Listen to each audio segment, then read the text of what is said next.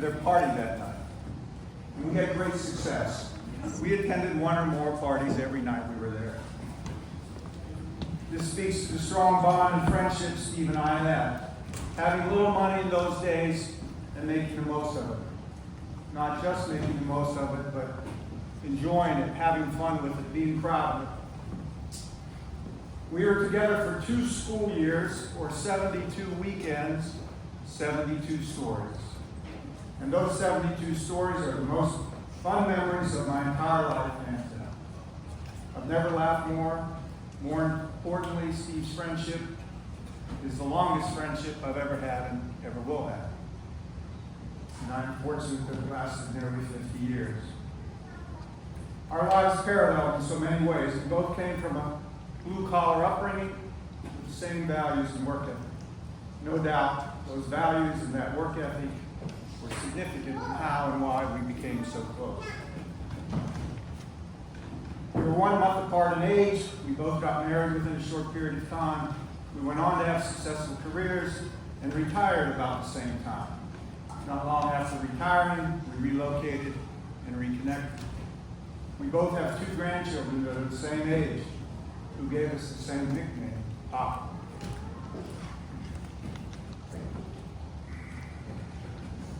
I can't believe this has happened, and he is gone. It's horrible, and I feel so sad for the family.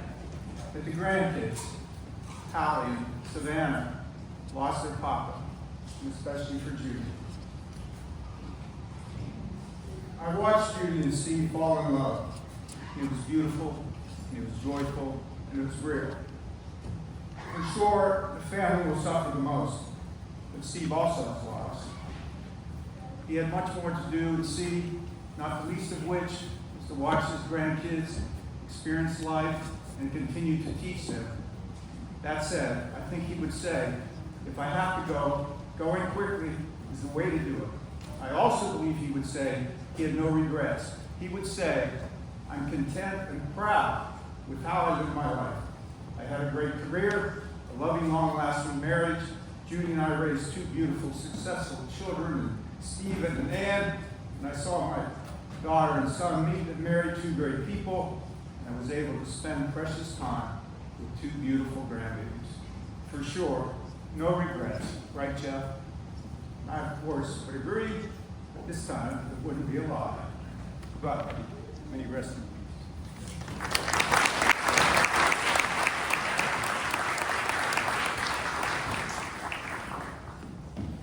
Thank you, Jeff, for your touching tribute. Our next speaker is Dave Mahoney.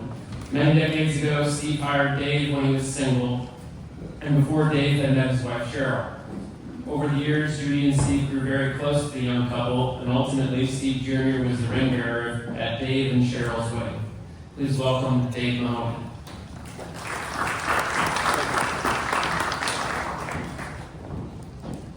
Well, I'm glad that you shared a few of those college stories. I will tell you that he spared you a couple.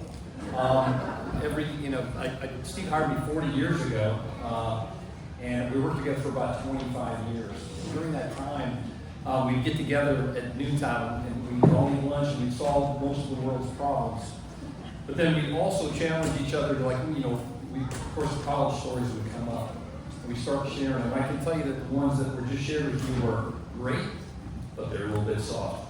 I can tell you the ones that we didn't hear today because we ranked them like 1 through 10. And I will tell you, Steve owns 1, 2, and 3. So I won't repeat them right now. We can talk afterwards.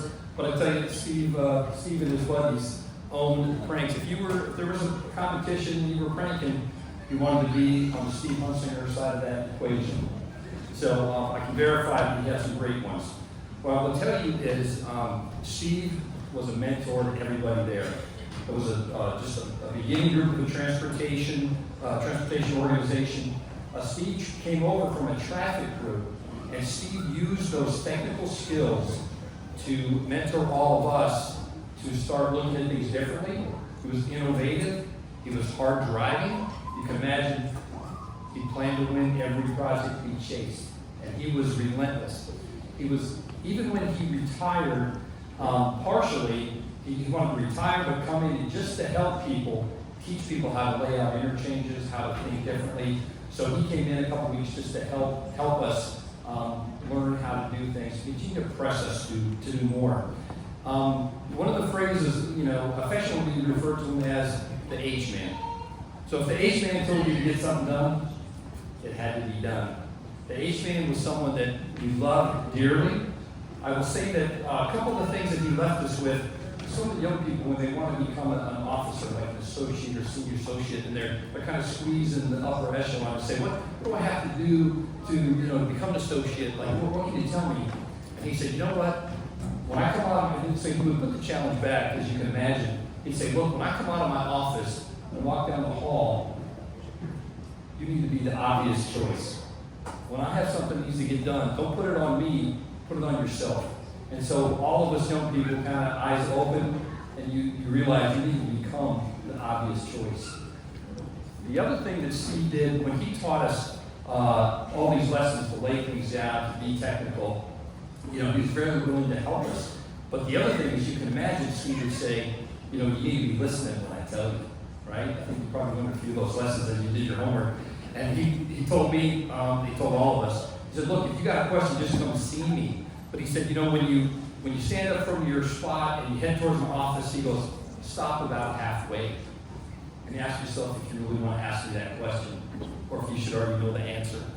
And I can tell you this 4 or 5 times where I got part where he's off, I'm like, I'm going to go look at this again. Because I'm not walking in there because I think I should know the answer.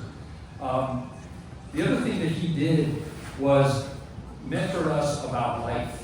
And we talked earlier about him helping everybody do work around the house, buy their homes. He mentored a lot of us and what it took to make your first move, to get into a house, to make the move to buy a bigger house, to save, and what hard work meant. And I know a number of us have now passed that on. So Steve really created that camaraderie and that mentorship, around the company. And when Judy talked about, we heard about going to all 50 states.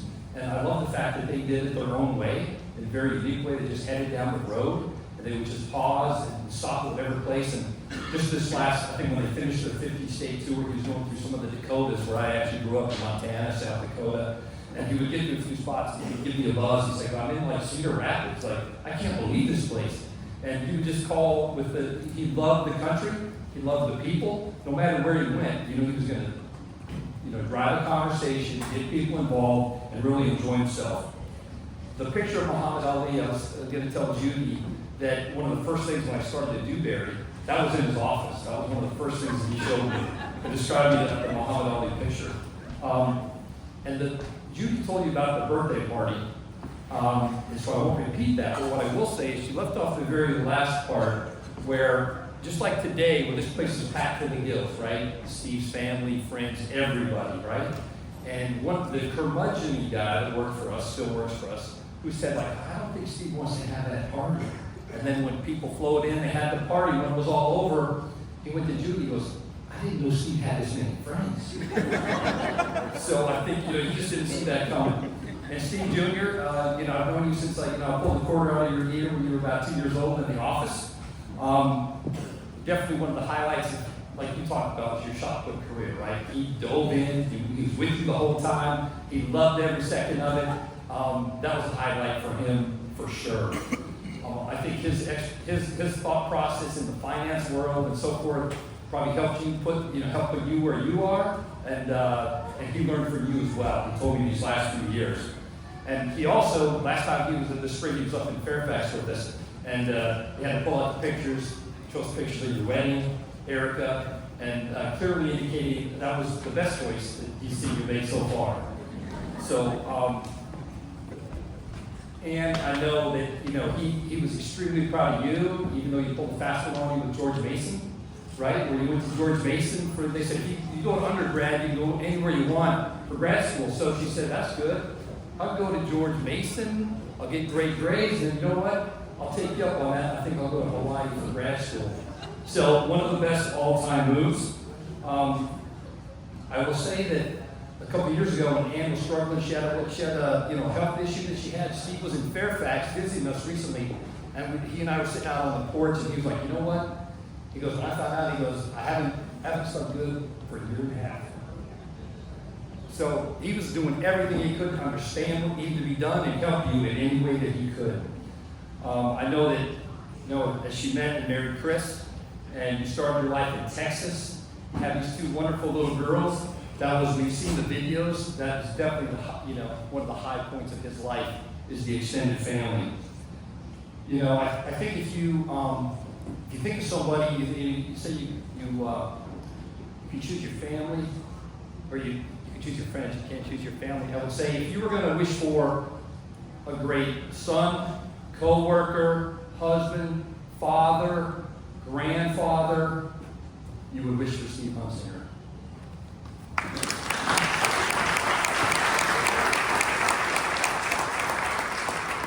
Thanks a lot, Dave. Our next speaker is Bill Schlifke. Bill and his wife Carol were neighbors of Steve and Judy's in Virginia for 34 years, living just 2 doors down with their 2 children who were the same age as Ann and Steve Jr. Please welcome Bill Schlifke.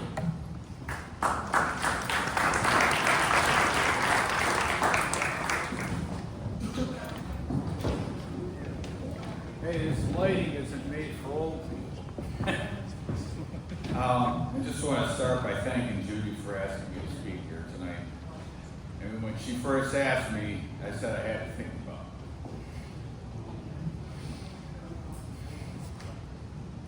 it. Not that I was afraid to speak in front of large groups of people, but because I didn't know if I could get through it.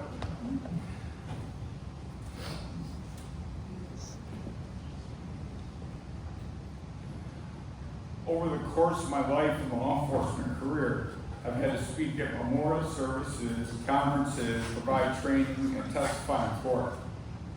But this is about Steve, a man who lived across the street from me for 30 years and was a friend for 39. Our kids grew up together, played together, got in trouble together, and participated in many other team sports and activities, most notably summer swim team.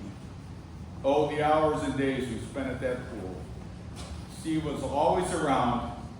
I didn't know if I could get through this, as obviously I don't know if I am, but I'm going to give it my best shot. My second dilemma was what to talk about and how long.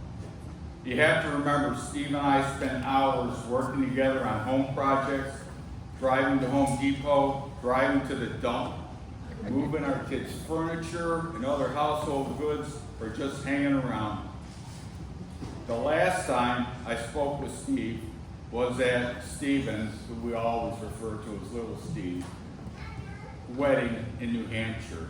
We snuck off and talked for about 30 minutes or so. I won't go into details of that conversation, but I will say he was a very proud man that night. His little boy had just gotten married, finally. And he had a wonderful new daughter-in-law, Erica. I don't pretend to know Erica well, but while we were at the hospital, we talked. I observed her mannerisms and personality. I was impressed and could see why Steve was thrilled about his new daughter-in-law becoming a member of his family.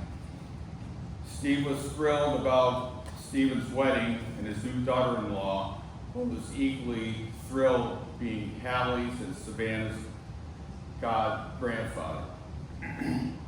And Chris, Steve loved you dearly, but your daughters put a special smile on his face and joy in his heart. I'm sure Hallie and Savannah will always have fond memories of dancing with Papa at Aunt and Uncle's wedding. I can think of 100 things to say, but I'm going to just briefly speak about our friendship, his generosity, and his willingness to always help and assist. As far as our friendship is concerned, I think we just kind of sort of took each other for granted, but in a good way. We always felt we were there for each other. We'd ask each other for help or something to do or something, but we both knew the answer before we even asked. Sometimes the asking was more of a statement than a question. such as Steve saying, the partitions at the community pool need replacing, but there's no money in the budget.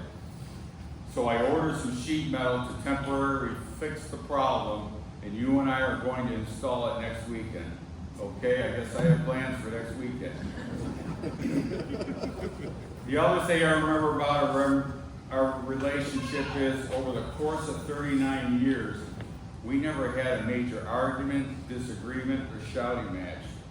And the reason this is so surprising is that given the right set of circumstances, either one of us could exhibit, let's say, less than desirable personality traits. We could be stubborn, hot-headed, short-fused, and we could yell. In fact, speaking about yelling, Ann and I were walking into the hospital to see her father, and she reminded me about one of my yelling episodes where I didn't even have to get Steve involved. My wife and I had just purchased a brand new car and was parked in the driveway during the day because I had a government-issued vehicle. I'm pulling into the driveway. Here's a little 4 or 5 year old kid from across the street, Ann, and my 4 or 5 year old son, Cameron, jumping off the hood, resulting in dents. Give them credit, neither of them tried to blame the other because of my reaction and yelling. Ann still remembers the reasoning why they did it better than me, but it was something along the lines of, it just seemed like something fun to do.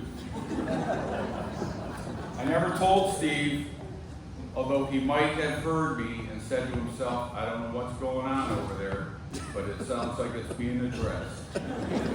I probably could have handled it a little bit better.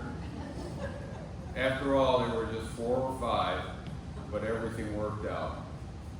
I'm sure there were occasions where Steve yelled at my kids. I know there were occasions where he yelled at me. In fact, just last year, Steve told me my son had punched a hole in his wall some 25 or 30 years ago with a pool cue.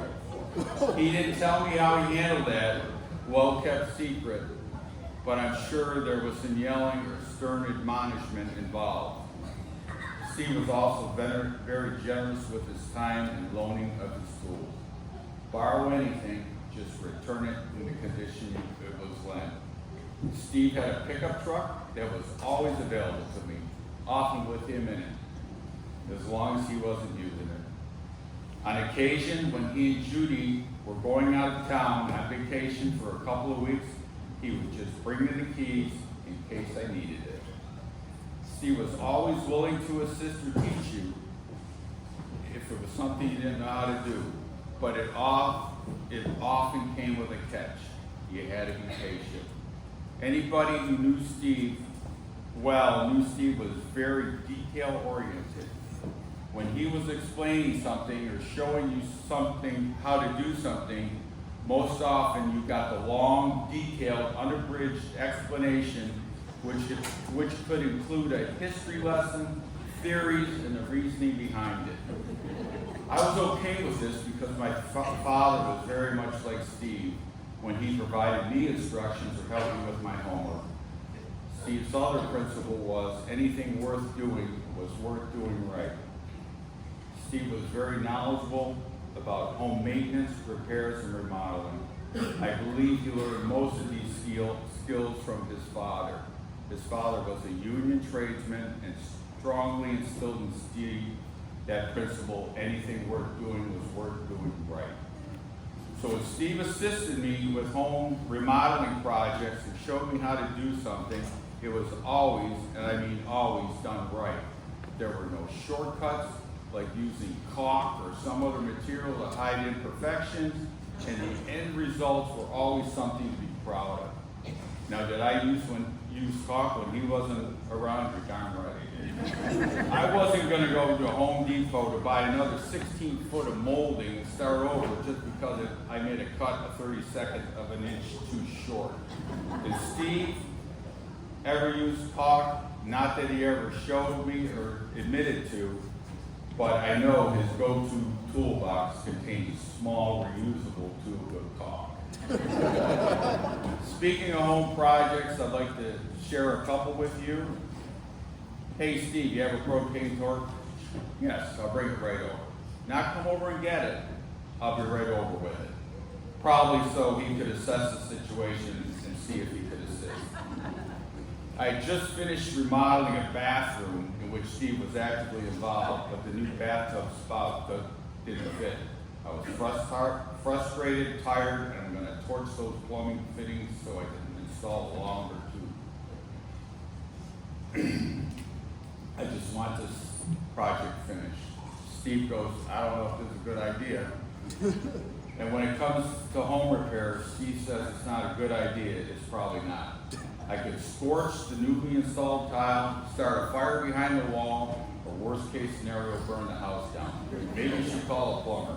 But like Steve, I can be stubborn and I'm gonna do it. That might not have been one of my brightest decisions, and I could have been saying, Steve, why'd you let me do that? But everything worked out fine. My second remodeling story is when I'm constructing a new shower enclosure and I want to install floor tiles on a 45-degree angle. I have a good idea on how to do it, but I wanted to be sure. Called Steve. I'll be right over. As before, when asking Steve to explain something, most times you get a long, detailed explanation. Steve starts off with, do you remember sine and cosine? You know, trigonometry. I said, to which I probably said, no, the last time I remember using sine and cosine, I was in the 11th grade using a slide rule to calculate answers in math and physics classes. Luckily for me, Steve says, in that case, you can just take a carpenter square over the center point to drain on a 45 angle and draw it. With Steve's help, another remodeling job was completed and everything worked out fine. After 30 years of living across the street, Steve and Judy are moving to Carlisle, Pennsylvania, Mechanicsville, I guess, technically. But here's the kicker. Steve says we're going to move ourselves. I'm pretty sure everybody in this room knows who made that decision. I don't see Judy popping out of her chair and saying to Steve, I have a great idea. Let's move ourselves. And we'll have our friends and neighbors, most of whom are over the age of 60, help us. So the self move is on. Rod, I have you down for 8 hours, Henry 8 hours, so-and-so 4 hours, me 2 days in counting. Packed up the 26-foot moving truck the day before, get up at dark 30 to drive from Fairfax to Mechanicsburg, PA, not only so we can get up there early to unload the truck and head back, but so we can stop at a family restaurant in Thurmont, Maryland that has an all-you-can-eat breakfast buffet. Truck unloaded, we're headed back to Virginia. Steve and I, two old men in a 26 moving truck, are talking about my daughter Kara and son-in-law Michael buying a new house. And I told him the mortgage loan officer said some report indicated that house might be in a floodplain, and they'll have to get flood insurance. Having to get flood insurance would have negated the deal. Steve asked, where is it located? To which I replied, off Route 7, Loudoun County, near Lansdowne. Steve says, I can tell you that's enough floodplain because my company designed a lot of the roads and interchanges in that area. Also, Steve said, well, on my motorcycle excursion, I've driven through that area in Loudoun County to the road we're on right now. He says, we can stop there on our way home. I'm thinking on our way home, that's 40 miles out of the way. But that's Steve, always willing to help. Never mind, he still has at least another 2 days of moving to do. So now these tired two old men in a 26-foot moving truck are headed west to Loudoun County, which is 40 miles out of the way, but it's still on the way home. With Steve the driver and me riding shotgun, listening to a detailed lecture and history lesson on floodplains and 100-year floods. The house is now located in a floodplain and everything worked out fine.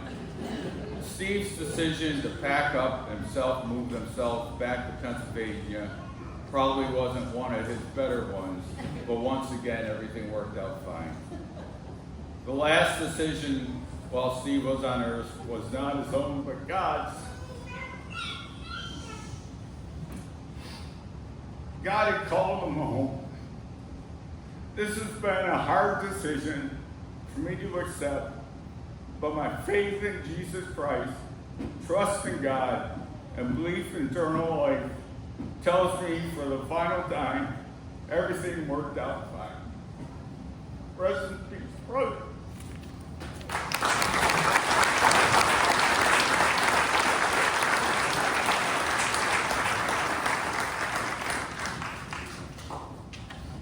Thank you so much, Bill. Our next speaker is Rod Weatherell, Judy and Steve's neighbor of 34 years from 2 doors down in the other direction from Bill. Steve and Rod shared countless personal and professional common interests, leading to many terrific memories together. Rod and his wife Kathy are here with us today from San Antonio. Please welcome Rod Weatherell.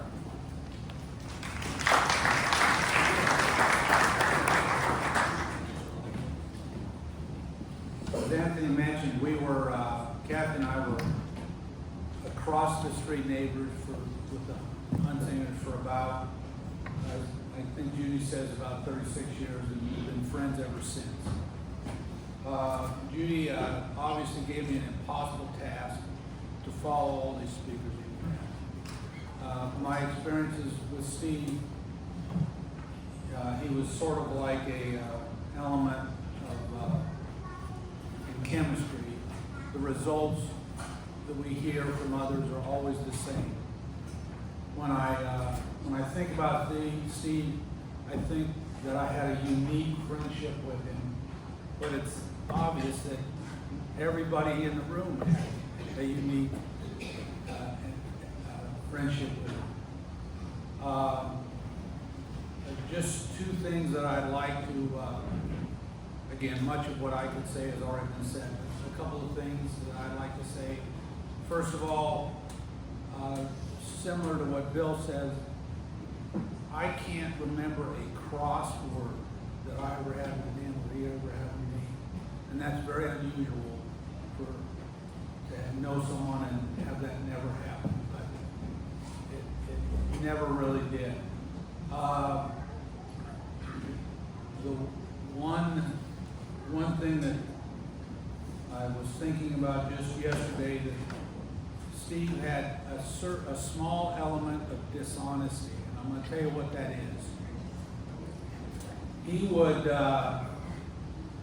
would tell people, anyone who would listen, that he was just a country boy, just a plain, simple country boy. He wanted everybody to know that.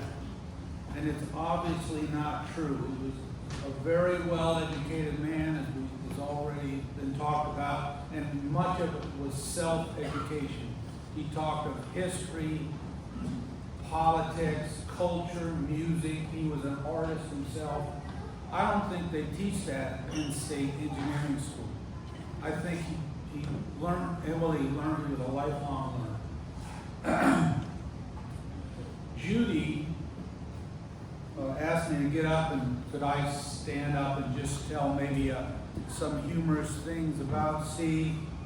And then before I got up here, she got up and told one funny story after another. So thanks a lot, Judy.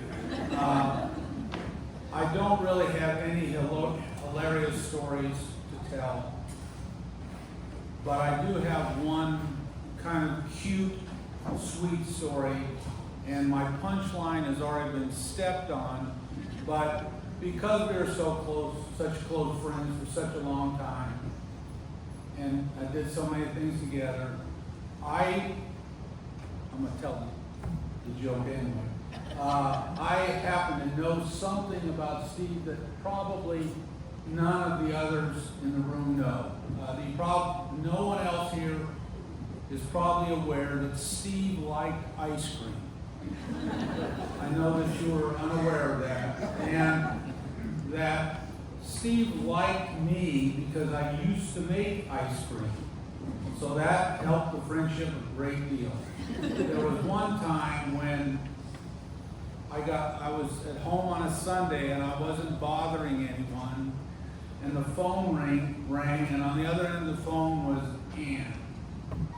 And her father had bullied her into doing this. They were driving back from up here in Pennsylvania, and they had been to a peach orchard, and Ann told me that they had delicious ripe peaches. They were on the way to my house, and they'd be there in about an hour and a half, and they thought it would be a really good idea if I would get this stuff together to make peach ice cream.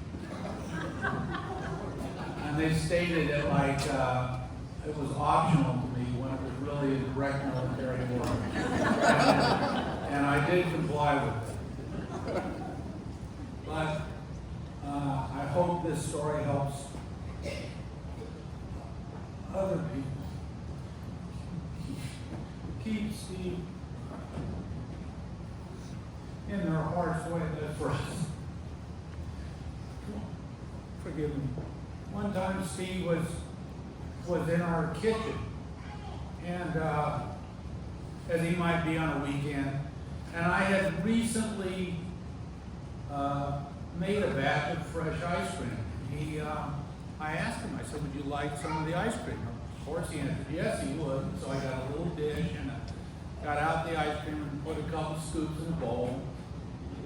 And Steve looked down at those scoops and said, that's an insult. And that's not enough ice cream. So I had to charge up the old scoop and get him some more ice cream. Kathy was in the room that day, and I think my daughter's family also uses this term now, but ever since that day, if it gets to be about an hour before bedtime and either Kathy or I are thinking about having maybe something sweet to clear your palate at the end of the day, Kathy will head towards the kitchen. As she's going by, she'll say to me, I'm going to get myself a Huntzinger insult. Do you want one? And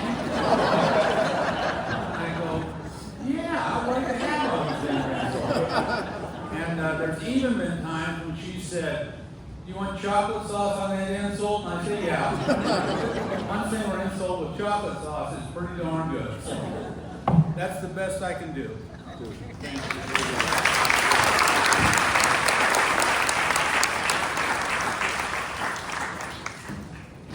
Thanks, Rob. Our next speaker is Bo Fay.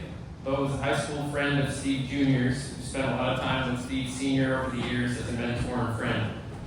Bo's going to share a little lighthearted impression that Steve really enjoyed, so hope everybody enjoys.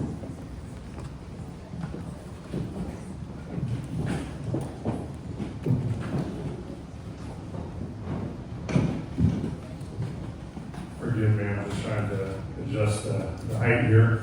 As Anthony said, I've known the Huntzingers for about a quarter century now. About 24 years ago, Steve Jr. and I were competing at a powerlifting meet. We competed in that sport in track and field, and I had no idea who this inquisitive silver-haired guy was who was standing next to Steve, who was talking to me like he had known me my entire life. And little did I know that I was about to get de facto adopted by the Huntzingers. From that moment on, I'm sure there's other people here who have a similar story, but when I was done competing in college, I went back actually to Steve's alma mater, Robinson Secondary School, where I was coaching track and field for about 10 years. And Steve Sr. would always come by the local meets and spend some time with me afterwards. We'd usually talk about all the events going on, and then we'd head off for lunch. So at one particular meet at George Mason University, Steve says, hey, why don't we go out to lunch as always? So I said, of course. So we go out to the parking lot, and I'm looking for Steve's Lincoln, and I don't see it anywhere. Now, Mr. Schlifke earlier made a reference to a truck, and sure enough, Steve walks me up to this truck that I've never seen before in my entire life. And it was the most plain, nondescript white truck that you've ever seen in your entire life. It looked as if it had been ripped right off of a construction fleet. Steve doesn't say a word about it, and we sit in the truck, and for about 5 minutes, I'm wondering, where's Steve's car? And finally, I address the elephant in the room, and I say, Steve, what's with the truck? And I will do my best to share the story right now that Steve shared with me. And I will do my best to channel Steve. So Steve said to me, well, just the other day I was just doing some work around the house, just kind of farting around. And I told Judy I'm going to go down and get a truck. I grew up in Pennsylvania, where most people have trucks, and you often need one to do stuff around the house. So I went down to the intersection at 29. I don't even know which dealership I went into, if it was the Ford dealership or maybe the Chevy dealership, it didn't matter. And I walked in, and this rash young guy comes up to me and goes, well, hello, sir, what would you like to get? And I said, look, before you get started, I'm just looking for a very basic truck, just a truck that I can do some work around the house with, nothing fancy. And he goes, oh, okay, well, let me show you one. And I kid you not, he brings me up to this truck. It must have been a $75,000 vehicle, bright red with all the bells and whistles. And I said, no, I'm not looking for something like this. I'm just looking for something that if I want to maybe throw some firewood in the back of the truck and just do a little work on a Saturday. And he goes, oh, okay, I understand. So he takes me over to another truck, beautiful black truck. It was probably about $50,000. And I said, let me explain this to you. I'm looking for what we call in the construction business a work truck, just a basic vehicle that I can, if I want to throw some firewood or maybe some mulch in the back and maybe lend it to a neighbor on the weekend, then I can do something like that. And he said, oh, okay. So finally, after all of this, he brings me up to another truck, and I said, okay, that looks fine. Let's go do the paperwork. And we're sitting down, and this guy finally says to me, he says, well, for $2,000 more, you can have power windows. And I said, I don't want power windows. I like crank windows. My arm works just fine. I'm capable of cranking the window up and down. And he goes, okay. Finally, the guy looks at me and he goes, sir, for just another $1,000, you can get air conditioning. And I said, this conversation's over. This would have been the easiest sale of your entire life if you had just listened to me. I wanted a basic, ugly truck that I could throw mulch in the back and maybe forget about it for a day or two, lend it to my neighbors, and be done with it. This would have been the easiest sale of your life, and you wouldn't. And I'll tell you, I walked right out of the dealership, and I don't even know if the light was green or red, and I walked right across 29 into the other dealership, and a guy walks up to me and he goes, well, hello, sir. And I said, shut up and listen.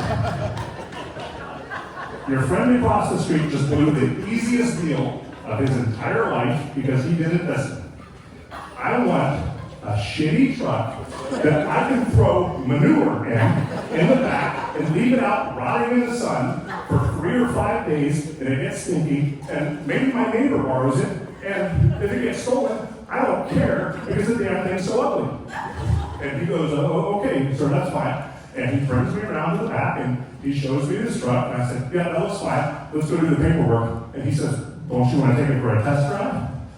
And I said, no, not really.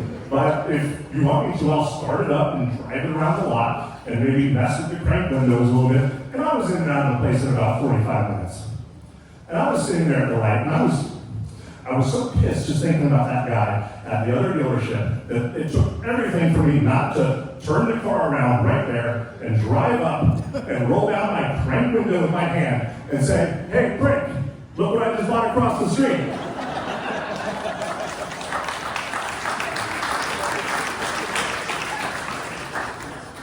Now, the entire time Steve was telling the story to me, I was trying not to laugh because he found no humor in it whatsoever. In fact, as he relived this experience, he got redder and redder as he recalled the frustration that he had with his car salesman. And to me, it is so symbolic of a couple things about Steve, which one was his pragmatism. Everything had a specific tool. He was the least, or a specific purpose. He was the least frivolous person I've ever met in my entire life. I do want to say that most importantly, afterwards we did go have lunch for 5 hours. One of many unforgettable moments with Steve. He was like a second father to me, and I'm forever grateful for his mentorship.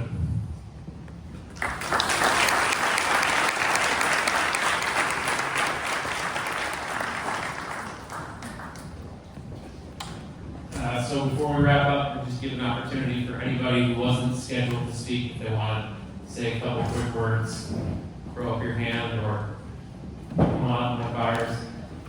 And once we have a couple of those, for whoever would like to speak, Carmelina. Thanks, Anthony. Mike Byers from Pittsburgh, Pennsylvania. Thank you, sir. Good evening, everybody. First of all, I want to thank Judy, Steve Jr., and Ann for putting on this amazing celebration of life the past 2 days. It's absolutely amazing. What happened yesterday and today here just really shows all of us what an amazing guy Steve was.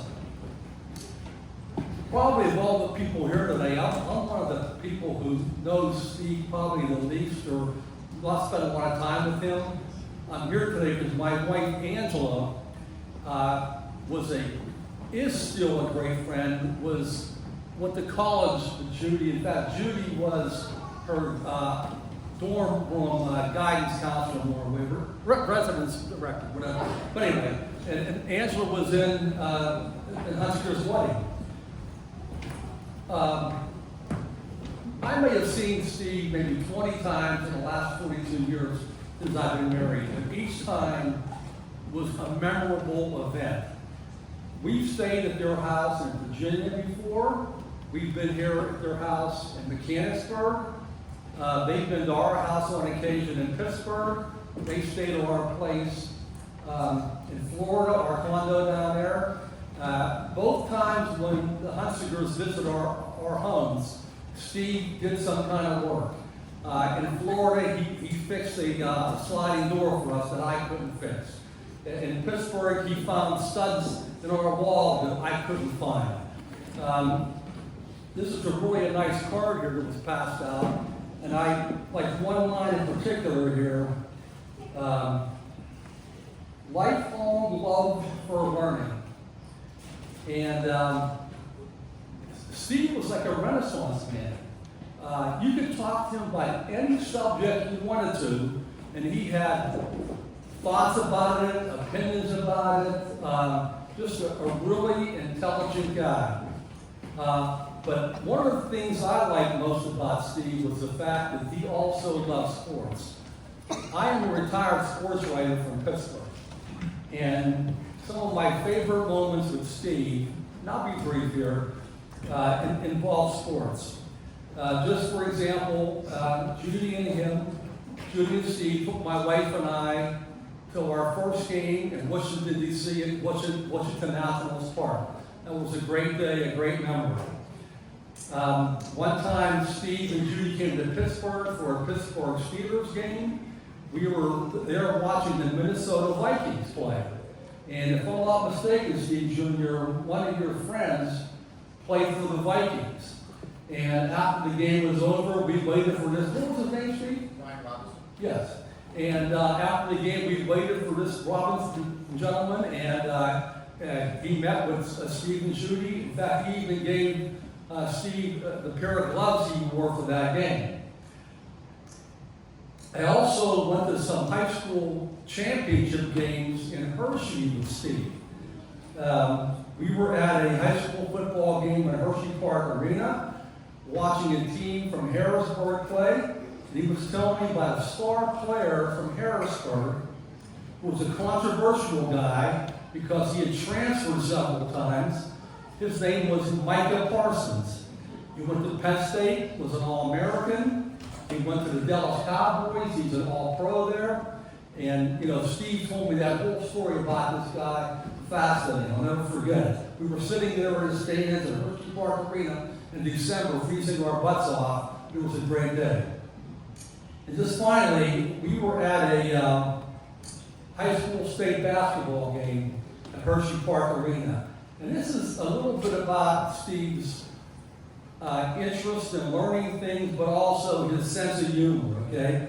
One of the teams playing was a team from my hometown in Beaver County, Pennsylvania, called Al Koopa. Their nickname was the Al Koopa Indians, but their nickname was called the Quips. So after the game, we went back to Steve and Judy's house, and Steve was asking me about Quips. Where'd that come from? Well, this was a little shortened version of the Quips. But little did he know that I had in my notebook a book of all the high schools in Pennsylvania. And we started looking up some of the unusual high school nicknames of sports teams, like the Gremlins, and the Rail Splitters, and the Galloping Ghosts, and the Williamsport Millionaires. But here's Steve's sense of humor, okay? He told me that, you know what high school I went to? I said, no, I have no idea. He goes, it was called Boiling Springs, right? Boiling Springs? His nickname? And I remember that high school? Yes. What was their nickname? The Bubblers. What a great nickname for a high school football team. So that's one of my, great memories with Steve. The next day we took a little drive to his hometown, and again, we're honored to be here tonight. We're saddened that Steve is no longer with us, but we are never going to forget him, and we thank you for his friendship and family's friendship. Thank you.